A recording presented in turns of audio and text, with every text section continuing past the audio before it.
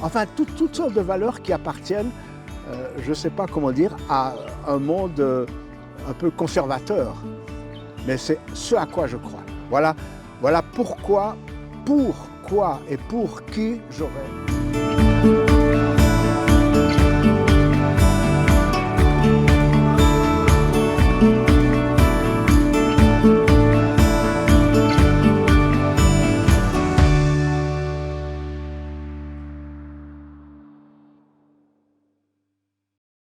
Bonjour Arnold. Bonjour Evelyne. Alors quelques mots pour te présenter. Je suis un homme. J'ai pris de l'âge.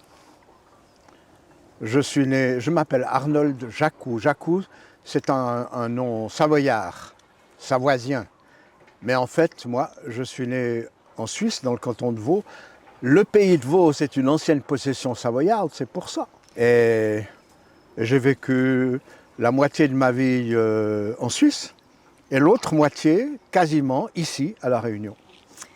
Une phrase qui a un sens particulier pour toi? Une phrase, une maxime qui a un sens particulier pour toi?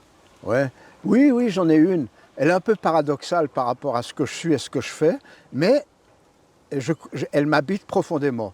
C'est une citation de Nietzsche. L'homme seul est fort, l'homme fort est seul. Qui ou quoi déclenche une grande admiration chez toi? Ouais, c'est une vraie question. Je sais, mais franchement, c'est une question pour moi à laquelle il est difficile de répondre parce que y a des situations que j'admire. Quelle situation? Mon Dieu Seigneur. Je ne sais pas. Ce que j'admire, je pense, c'est la capacité relationnelle des gens. Et j'aimerais pouvoir en parler après, sans doute. Mais ce que j'admire chez les gens, c'est leur ouverture, leur curiosité intellectuelle, leur honnêteté morale et intellectuelle. Ce que j'aime, je crois, c'est des valeurs qui viennent de mon enfance, qui devrait à mon sens exister toujours, mais qui me semble appartenir à un monde passé. C'est des valeurs de vérité, de justice, d'honnêteté, de ponctualité, de sérieux, de scrupuleux, enfin toutes sortes de valeurs qui appartiennent, je ne sais pas comment dire, à un monde un peu conservateur. Mais c'est ce à quoi je crois. Voilà pourquoi et pour qui j'aurais de l'admiration. Alors, tu es psychosociologue de métier. Ça même. Et quelle est ta définition de la résilience? Un mot un peu galvaudé en ce moment, je crois. Non. Bon, alors il faut quand même dire que le concept de résilience, il a été actualisé en France par Boris Cyrulnik, notamment dans son bouquin qui s'appelle Un merveilleux malheur. Merveilleux malheur, c'est ce qu'on appelle un oxymore, c'est-à-dire qu'on oppose deux réalités qui ne devraient pas être, qui ne sont pas complémentaires du tout, qui sont antagonismes, enfin qu'on oppose. Et donc, le thème de la résilience me renvoie à tout ce qui est humain, c'est-à-dire au fait que nous pouvons prétendre à ce que nous voulons. Il se fait dans la réalité, c'est que nous en prenons tous plein la gueule, tôt ou tard. Quelquefois, c'est très tôt dans la petite enfance, dès la naissance. Quelquefois, c'est au cours de notre vie sur cette planète, mais nous en prenons toujours plein la gueule. Et donc, ce qu'on appelle la résilience, c'est la capacité de rebondir et de renaître quand on s'est fait abattre. Je ne sais pas si ça a été dit par d'autres, mais c'est un concept qui est lié à la matière, qui est lié, par exemple, qui est lié à la matière, c'est un pot de fer, un pot de terre qui est heurté, tout ça, et dont la matière, la construction lui permet de résister au choc. Eh bien, du point de vue humain, c'est comme ça que ça peut se passer aussi. C'est-à-dire, moi j'ai des tendances, je pense, j'ai eu des tendances dépressives très fortes, pour toutes sortes de raisons liées à mon histoire.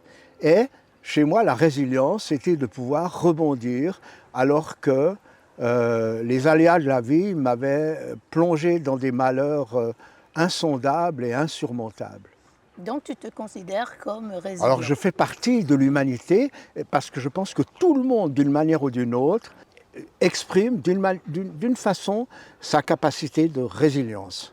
Voilà, tout le monde. Alors moi, je t'ai surnommé l'étranger qui sans façon a tant donné à la Réunion. L'étranger qui Ouais. sans façon a Sans- tant donné à la Réunion. Oh, c'est gentil, merci. Et je voudrais que tu en parles justement. Quelles sont les activités qui t'ont occupé particulièrement à la Réunion? Mon Dieu Seigneur. Il y en a beaucoup, je sais. Oui, mais Alors. c'est-à-dire que pour moi, parler d'activité, c'est répondre au niveau des conséquences de l'autre chose. C'est une, comment dire, j'ai une certaine manière de voir de vivre ma vie, de voir les choses. Et je pense que c'est de ça qu'il faut parler pour pouvoir répondre, ou je ne sais pas quoi, éclairer le sens de cette question bizarre, banale, Banal. Bon, bah alors sans intérêt. on va aller sur autre chose.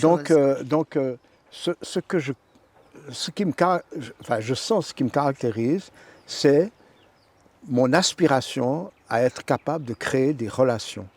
Et si j'avais une activité de prédilection, c'est m'entraîner sans cesse à construire des relations avec les autres. Et à La Réunion, tu dis bien à La Réunion, ce qui me frappe, c'est que à La Réunion, on est dans un monde de méfiance réciproque qui s'explique par le côté insulaire, villageois, où on doit se protéger contre ce que les autres pourraient développer contre nous, tout ça. Et donc ça aboutit à, même dans les familles, on ne dit pas rien, ne pas dire, être discret, cacher ses sentiments, tout ça. Je pense que dans ma manière de voir les choses, je sais que si je veux que des relations se développent, je dois être capable d'en prendre l'initiative.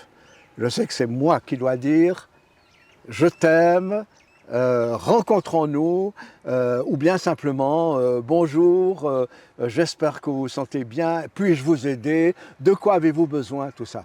Tu comprends ce que je veux dire? Oui. Je veux dire, c'est cette manière d'être qui, pour moi, fonde une activité. Bien sûr, ce n'est pas suffisant. Après, il faut la technique.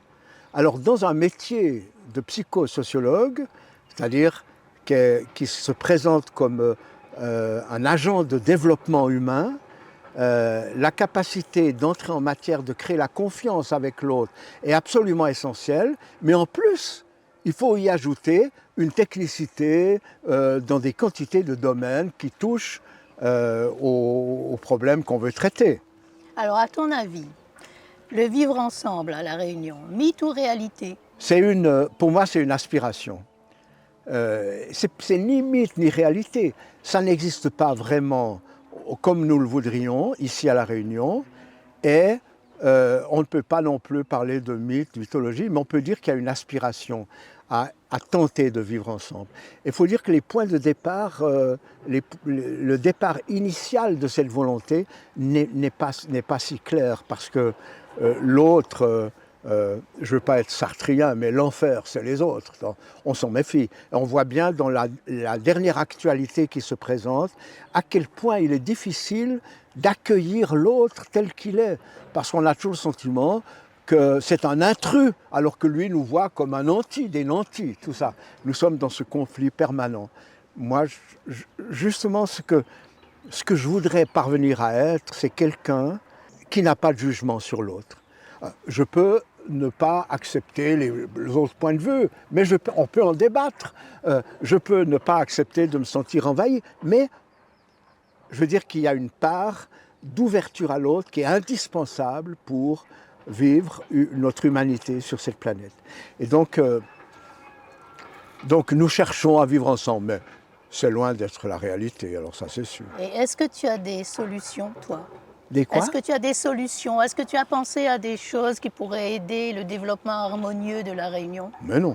Si j'avais des solutions, et si j'avais un public pour m'écouter dans mes solutions, je ne serais pas où j'en suis. J'aurais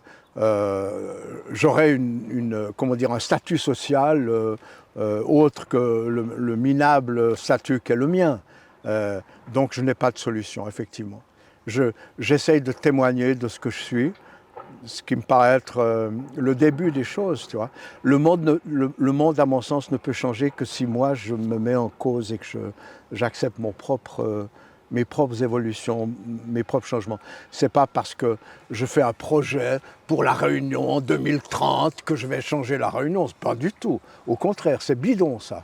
Les gens qui prétendent vouloir développer des projets pour la Réunion devraient commencer par développer des projets pour eux-mêmes, leur propre changement. Donc c'est ce à quoi nous nous heurtons quand nous tentons d'être authentiques. Et toi, là-dedans, qu'est-ce que tu as fait en fait pour la Réunion et dont tu es fier? Qu'est-ce que j'ai fait pour la Réunion? Je ne sais pas, mais rien qui soit particulièrement remarquable. Il y a des choses qui me font plaisir. Je veux dire, j'ai le sentiment de m'être investi dans un certain nombre d'actions, d'engagements qui ont été importants pour moi. Mais j'aurais aimé qu'ils soient importants pour la Réunion. Mais je pense que tout le monde s'en fout. Qu'est-ce qui te fait dire ça? Ben, le résultat, la situation telle que je la vois. Donne-moi un exemple. Moi, je sais que tu as fait un travail énorme sur Mafat, par exemple. Non. Qu'est-ce que tu aimerais qu'on en fasse? Je n'ai pas fait un travail énorme sur Mafat. Il se fait que j'ai passé 4 ans dans le cirque.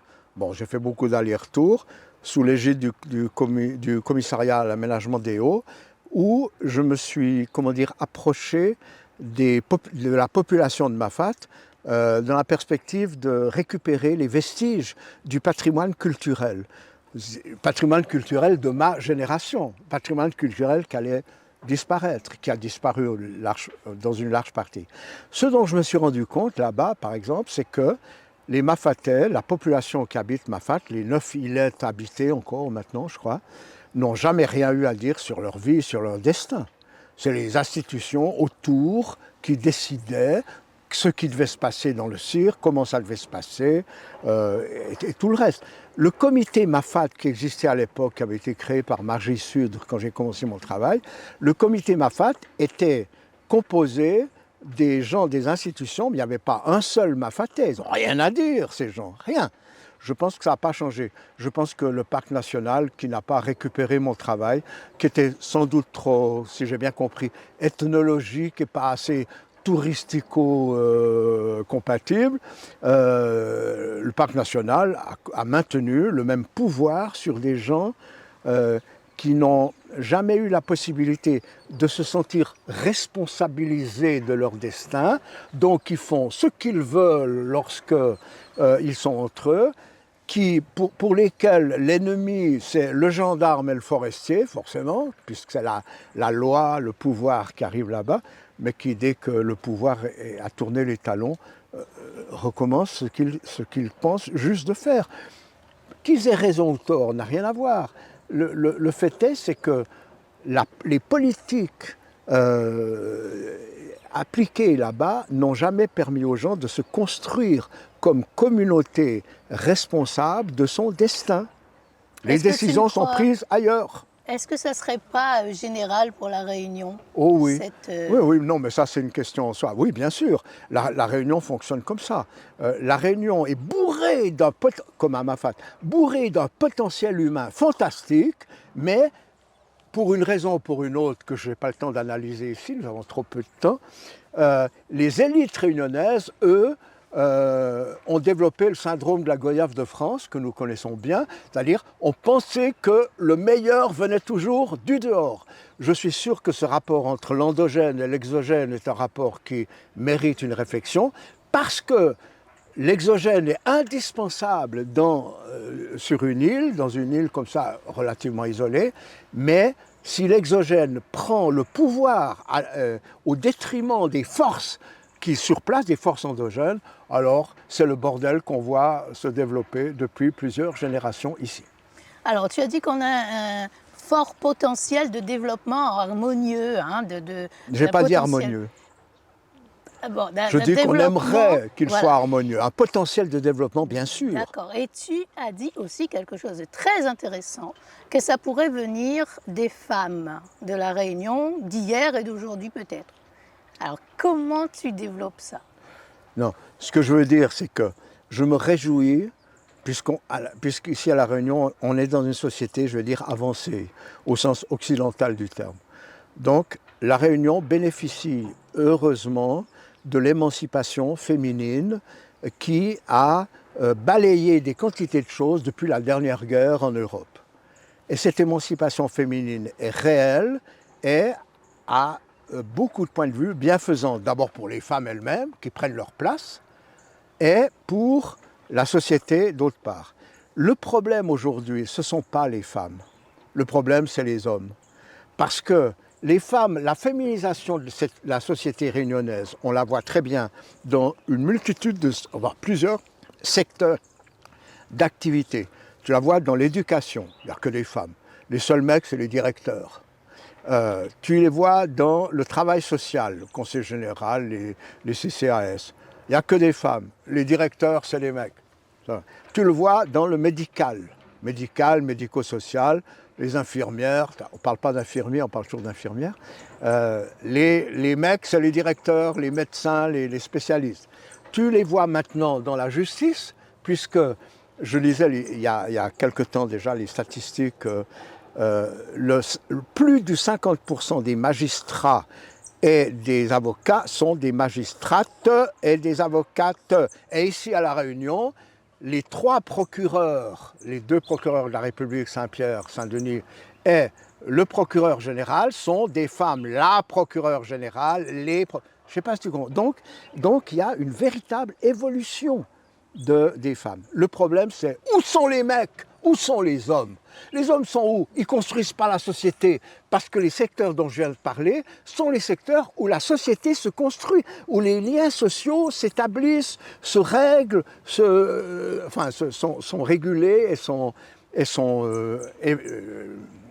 médiatisés, fait l'objet des médiations aussi.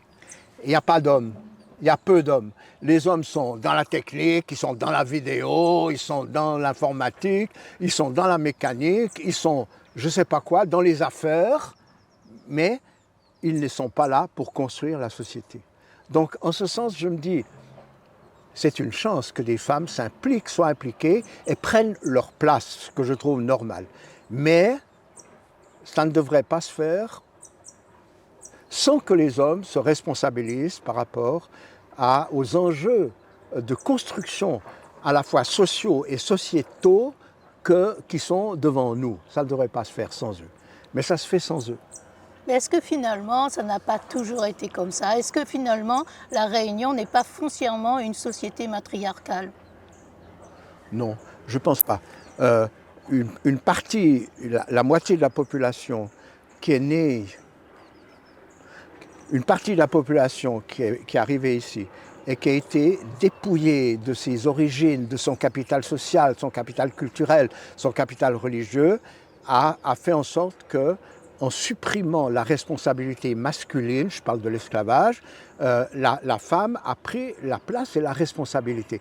On en a hérité aujourd'hui. Cette partie de la population qui est à la fois marquée par la matrilinéarité, succession des femmes, et matrifocalité, c'est-à-dire centrée sur la femme.